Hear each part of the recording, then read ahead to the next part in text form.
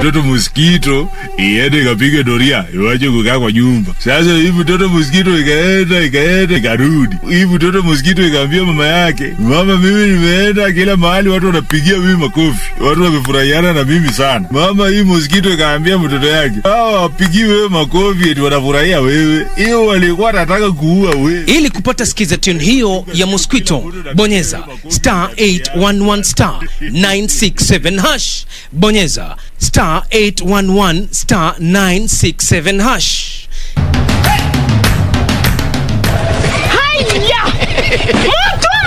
Ala! Nissan Serena ndio hii. Na unaweza kuwa wewe ndio tunapikia simu. Kodi ya Nissan Serena ni NS. Alafu kisha kwenye amount ni 50 bob. Hii Nissan Serena tunakupatia na shilingi 50. Kujiunga na QuickBid ni rahisi. Enda kwenye M-Pesa, bonyeza paybill kisha weka business number 4032353. Kwenye account weka kodi ya bidhaa unayotaka na bid yako ya chini zaidi. Kwa mfano TV 16. Kisha weka shilingi 20 tu kama idadi yako. Weka bid yako pia kwenye www.quickbid.co.ke. Kumbuka, bid ya chini zaidi ya kipekee ndio hununua. QuickBid, bidhaa bora kwa bei ya chini.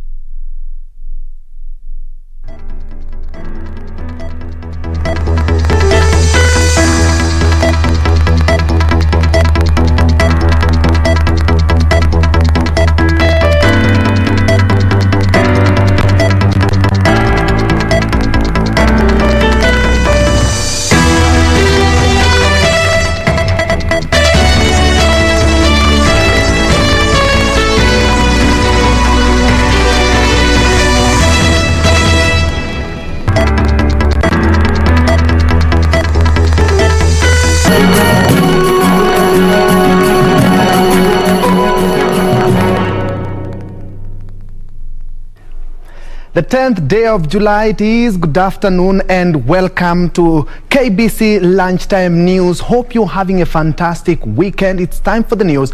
My name is Ben Troy Njue and Byron Abuli will be helping us in the sign language interpretation. Remember, we are also live on our social media platform including Facebook, YouTube and also on Twitter. For suggestion, question, even where you are watching us from, highly welcome. Now straight to the news. Tension is high at OLODONYORASHA Group Ranch in Narok South following a land demarcation dispute. This comes after the 1,300-acre piece of land was subdivided afresh. Residents claim the land in question was subdivided 25 years ago. Armed with bows and arrows, members of the OLODONYORASHA Group Ranch in Narok South are here to fight for their ancestral land. Naomba watoto wetu, musije mukafanya lolote bila kwenda kwa baba yako, ndugu yako mkubwa kumuuliza. Nimeulizwa, nimeambiwa hivi.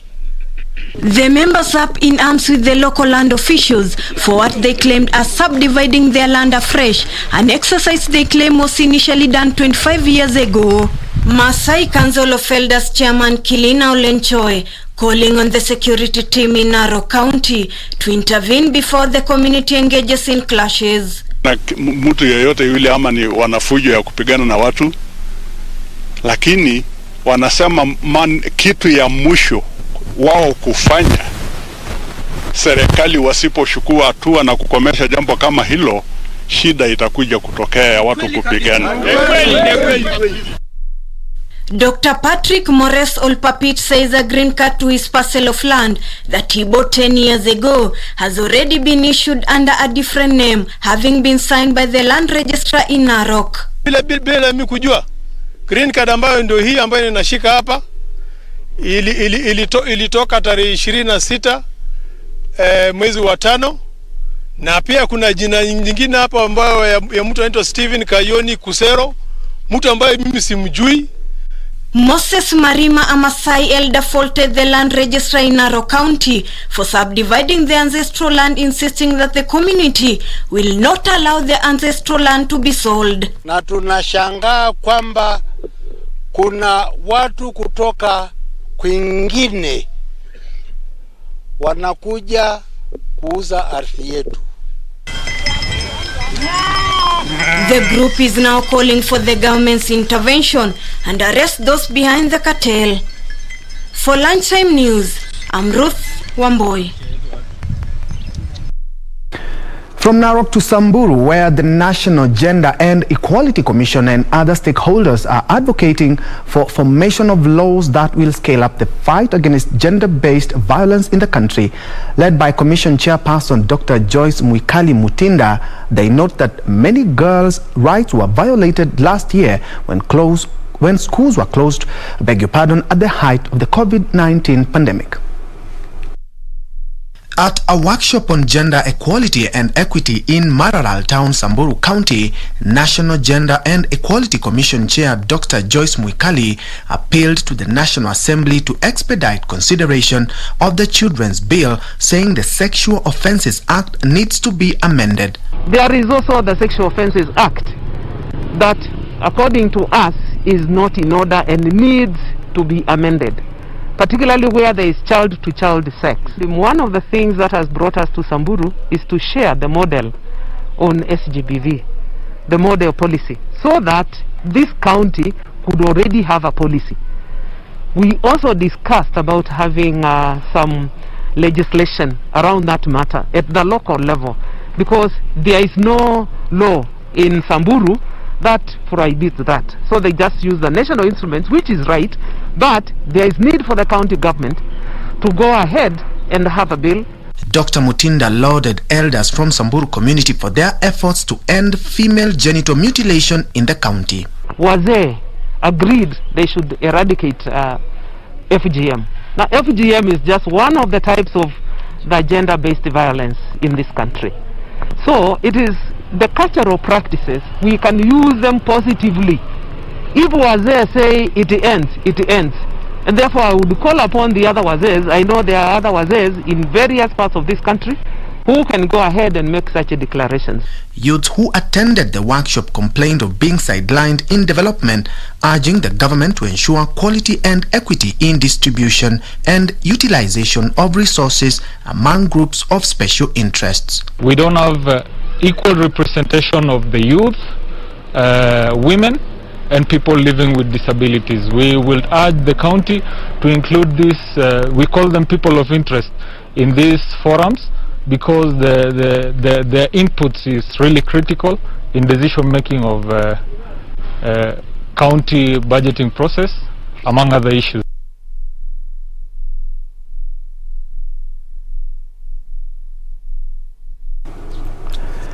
Narok County Commissioner Evans Achoki has led Narok residents in planting over 7,000 trees at a Sierra Leone part of Masai Mau Forest, where government evicted people living in forest land.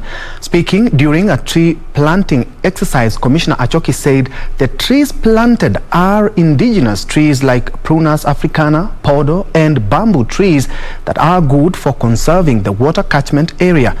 So far, the county has planted 10.7 million trees out of a target of 43 million trees that they have purpose to plant in the entire county this year. In the year 2018 and 2019, the government evicted over 50,000 people from the Masai Mau Forest, reclaiming about 47,000 acres of forest land in the first and second phases of eviction. Saba kwa ujumla, lakini leo tumepanda 2,500 ile miti ambayo tumepanda hapa, na hii miti yote imepandwa hapa imetoka kwa wakulima ambayo wameweka nasari katika sehemu hii. Kila shamba ambayo uko naye hakikisha ya kwamba umeweka sehemu, umetenga sehemu ya kupanda miti.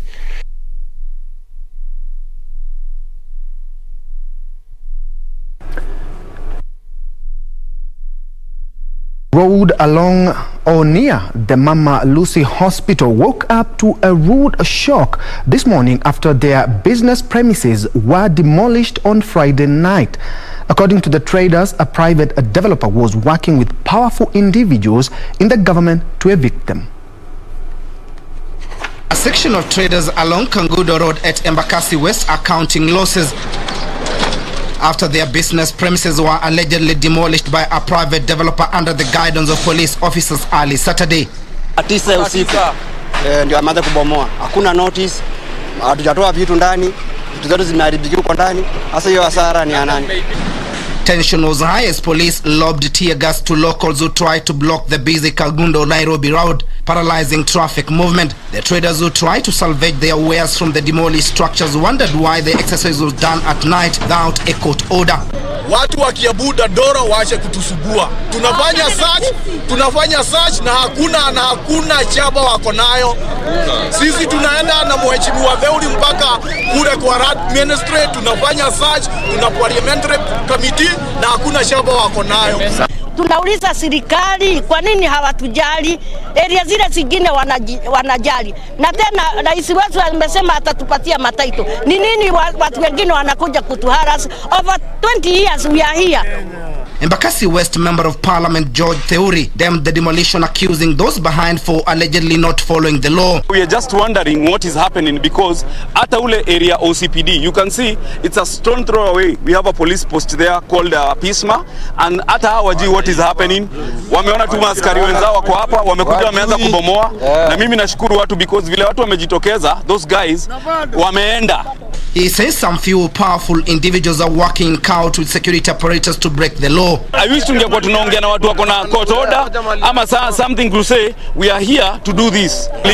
They don't respect court orders, and that's why you see they do what they are doing saa zile watu wamelala, because when you come to demolish place saa 9 ya usiku, that's being unrealistic.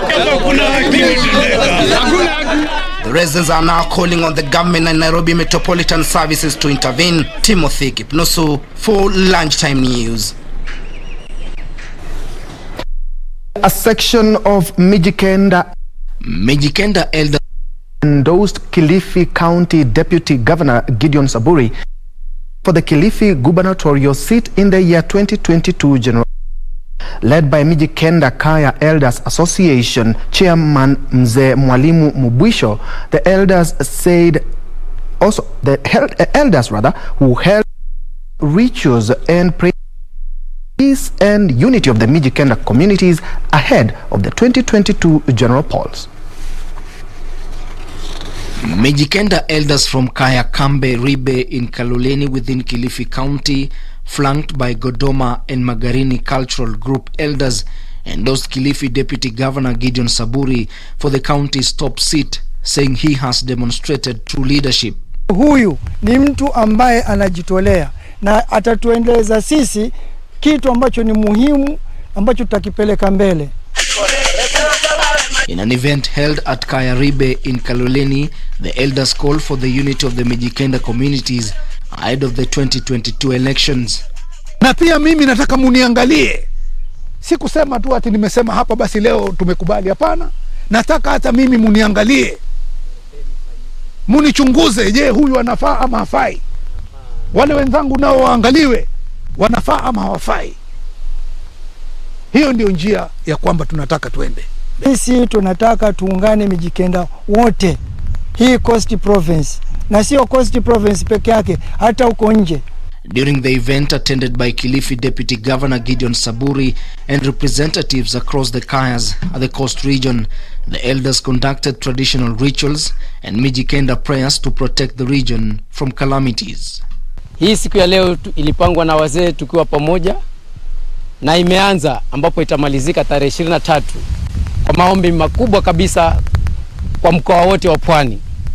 Pia tunakaribisha jamii zingine waweze kuja tushirikiane kwa maombi yale muhimu. Ben Chumba, Lunchtime News.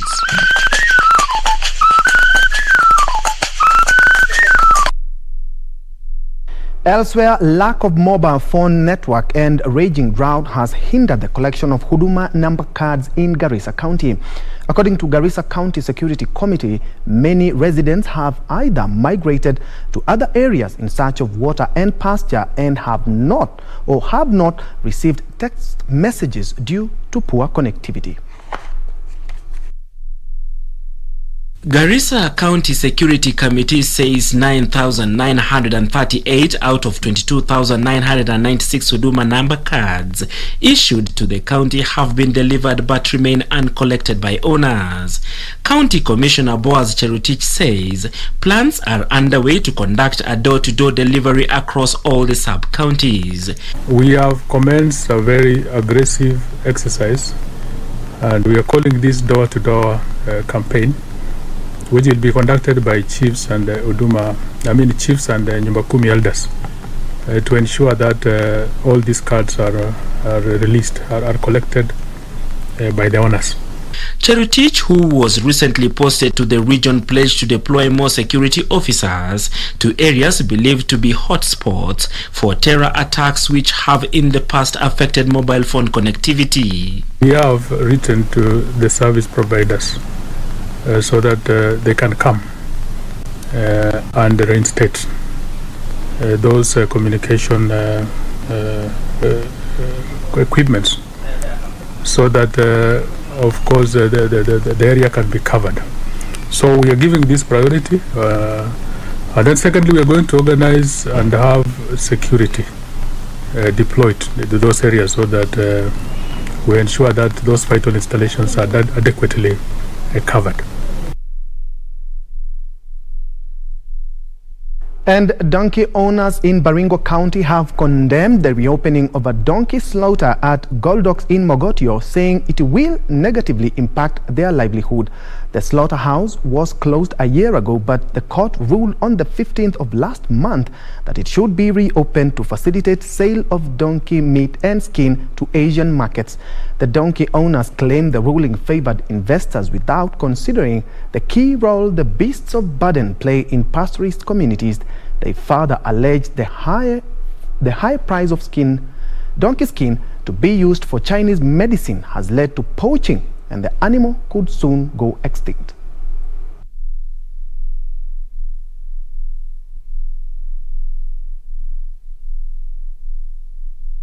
Ni laana kuchinjwa punda, sababu punda ni ile mnyama ambaye anasaidia mtu kubeba, anabeba maji kwa wamama, anabeba hata mahindi kwa shamba.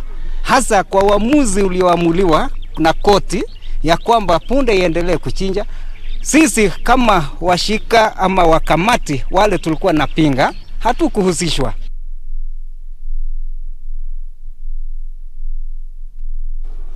Down at the coast, Malindi Interfaith COVID-19 Response Committee has expressed concern over the ever-increasing cases of infection in the sub-county.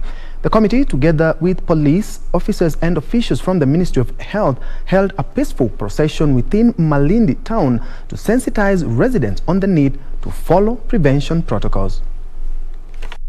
Following reports that at least 30 people died of COVID-19 in the month of June alone, and all the isolation wards in the sub-county are full of patients, Malindi Interfaith COVID-19 Response Committee, police officers and officials from the Ministry of Health held a sensitization campaign.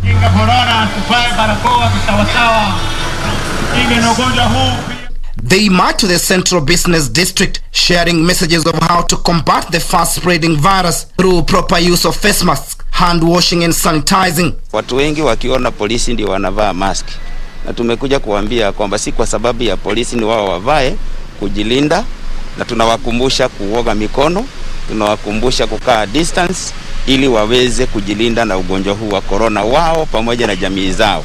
Na sisi polisi kuhakikisha kwamba tunahamasisha wananchi wetu kuhusu ili janga la corona, ili waweze kufuata hizo protocols zote ambazo zimewekwa na serikali. Meanwhile, Taita Taveta County residents seeking to access medical services at county public health facilities are said to benefit from a new partnership with Kenya Medical Supplies Authority. Speaking when he hosted the KEMSA chairperson Mary Chow at his office in Moi County Referral Hospital, Health CC John Mwakima says the county government has set aside 70 million shillings to pay pending bills being owed to the agency. And what this translates to our county citizens, it means more drugs are being available for all our 66 facilities. It equally means that for the services that we have introduced in our hospitals, such as cancer treatment, eye services. It means that we're able to get all those specialized medications, not necessarily in the essential list. It was also very interesting to hold discussion even with the other officials of the county, and even the Minister for Agriculture and the County Secretary on various areas that will enable us to collaborate as a county and also with KEMSA in making sure that our people receive the services that they deserve. You are watching KBC Lunchtime News. A lot still coming up ahead. Thank you, Nicodemus Yata. You're watching live from Mombasa, Changamwe. I see Kokosovo Akamoto. You're watching from Nyamira. Lorei Pakumio. You say, hello, good day, stay safe. Watching from Imus, Cavite in the Philippines. Alon Rian Rotich, you're also watching from Kericho. Chepto Shandel, you're also watching from Kericho. Thank you indeed so much for keeping me company. Let's take our first break. We'll be right back.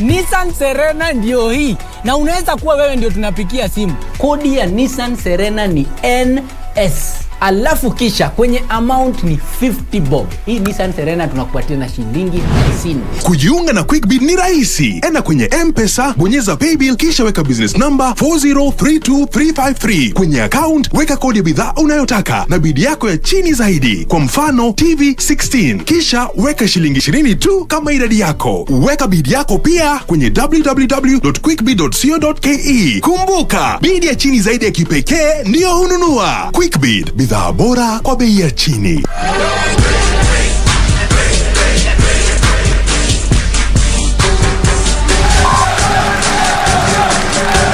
This could be bad news for Austin, though. Here's Odus. What a huge kick! What a huge kick! And Austin crashed into the inverted top rope. Rolling Hurricane Rana spells the end of the best match that Ace Austin has competed in here in MLW, but the winner, the Lucha sensation, Ray Odus. I am Avalanche.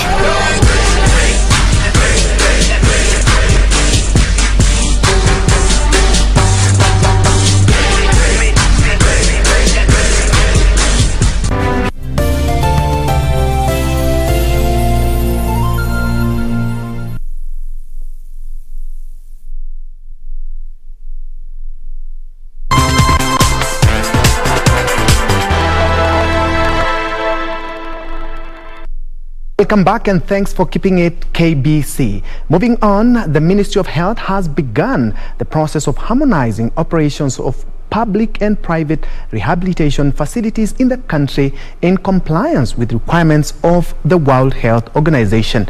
During this year's National Rehabilitation Conference held in Nairobi, health stakeholders noted the services have become crucial as the world battles the COVID-19 pandemic, hence the need to streamline the sector.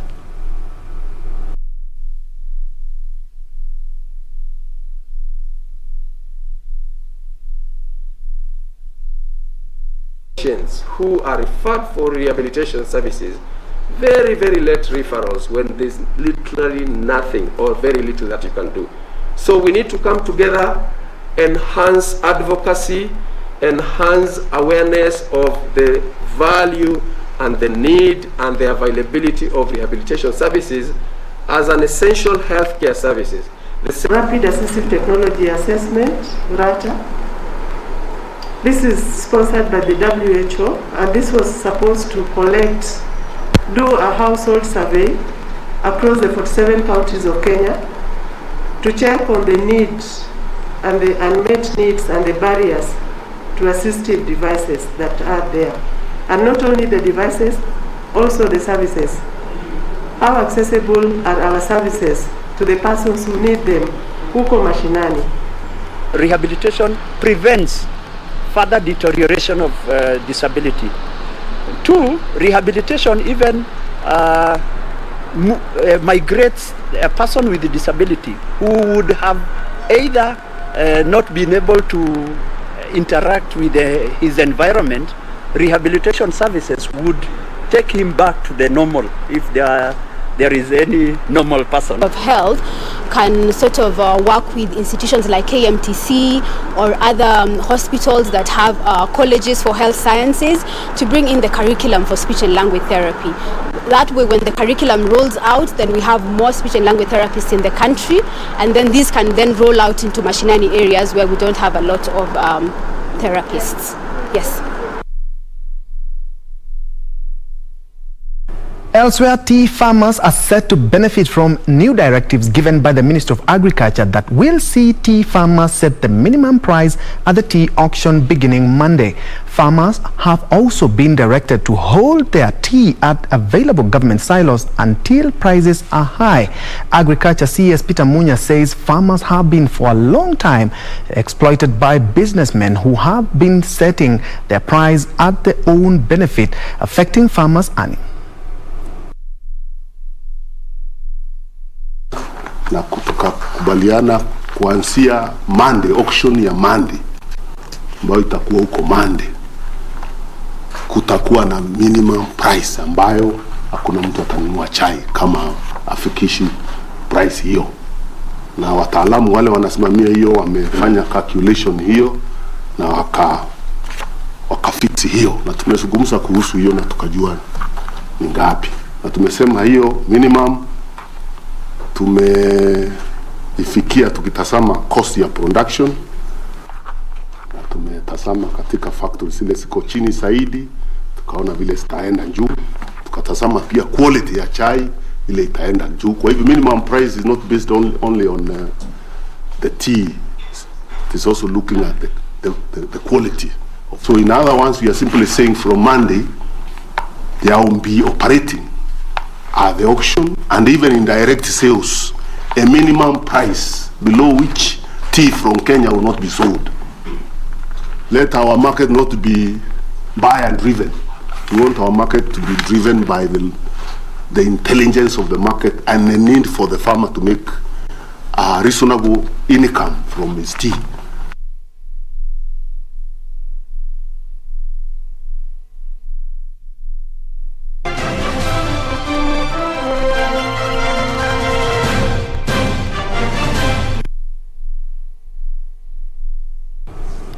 Let's shift focus to sports matters now, and in a bid to bring gender parity in the management of sports federation in the country, Sports Cabinet Secretary Amina Mohammed constituted a 9-member ministerial committee on gender welfare in sports. The committee will be chaired by former 2-time marathon world champion Catherine Ndereba. Amina made the decision after growing concerns of the treatment of women in sports. And I'd also like to say that as you move and you put together your managers and all your technical teams, we want to ensure so that we are properly sorted, that there is equal representation of men and women. Even if I look now, there's too many men. Where are the women? Hey. Sports Cabinet Secretary Ambassador Amina Mohammed has constituted a 9-member ministerial committee on gender welfare in sports and also instructed all sport bodies to ensure that representation at the management level is on the constitutionally represented to that role. The committee will be chaired by former 2-time marathon world champion Catherine Ndereba and deputized by sports registrar Rose Wasike. CS Amina made the decision after growing concerns of the treatment of women in sports, especially athletes themselves, with the basketball fraternity having came out this week with women players complaining of mistreatment as well as harassment. We must have that. We must have our athletes also having a good blend, so that they are able to communicate and to deal with any issues that arise with our athletes. And I think that we need to encourage that and make sure we keep that balance, not just for the sportsmen and women. They have their different and varied sports, but our technical teams also. CS Amina also warned that federations which do not adhere to the new directive risk losing funding from the government, and teams will not be allowed to compete in any tournament, whether locally or internationally. At the same time, the CS has warned that anyone implicated in any verified case of harassment should be excluded from the respective federation and team affairs with immediate effect, and the report by the concerned federation to be availed to our office. Frederick Muki for Channel 1 Sports. And a treat for sports fan, Raja Casablanca of Morocco and JS Kabylie of Algeria will meet tonight in the final of the CAF Confederations Cup in Benin. The two sides are unbeaten in the competition and will play in a final to be televised live on KBC TV from 10 p.m. tonight. 2019-2020. Raja Casablanca of Morocco and JS Kabylie of Algeria take impressive CAF Confederations Cup unbeaten records into the final tonight in Benin. Neither team have lost since the playoffs last February in the African equivalent of the UEFA Europa League. Mood to get on with things. Nicely chested down inside the penalty area, and the shot. Raja Casablanca have gone 10 matches since an away defeat at US Monastir of Tunisia in a tie then won via a penalty shootout. And defender Al Wafali, the chance to hit one now, and Kabylie have an even better record, going 11 matches unbeaten after losing at former title holder Stade Malien of Mali in a tie settled by an away goals rule.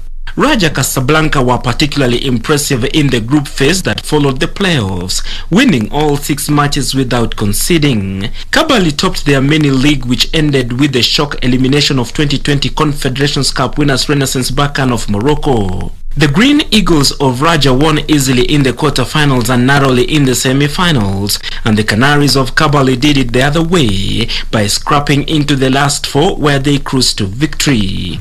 So the stage is set for a close final, with Raja seeking an 8th CAF title and Kabylie a 7th.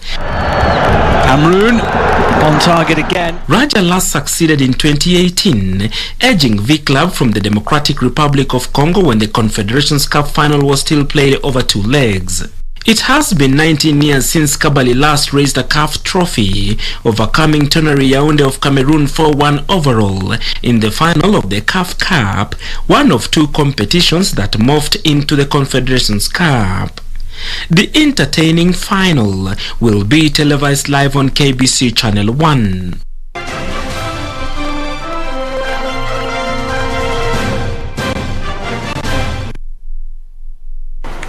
At least something for the sports fan. Remember, the 2 teams are unbeaten, and the match will be beginning at exactly 10 p.m. So keep it KBC. Thank you so much, Meshik Shironya. You were tuned in. Diana Wanjiko, you were watching from Laikipia Nanyuki. Chepto Shandel watching from Kericho, and Aarons Rotich watching from Bomet. Thank you for keeping me company. My name is Ben Troy Njue. That has been our news this hour. Remember, we have other bulletins at 7 and 9, and if you have missed any of the articles, kindly visit www.kbc.co.ke. Have a good and blessed afternoon.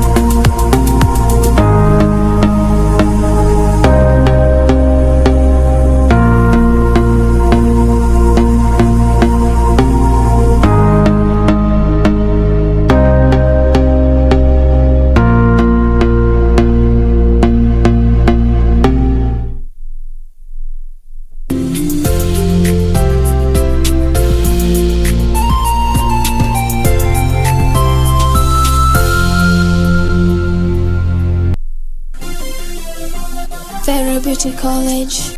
Vera Beauty and Fashion College, with branches in Nairobi, Eldoret, Thika and Meru. Did you know that we are a TVET approved institution? We offer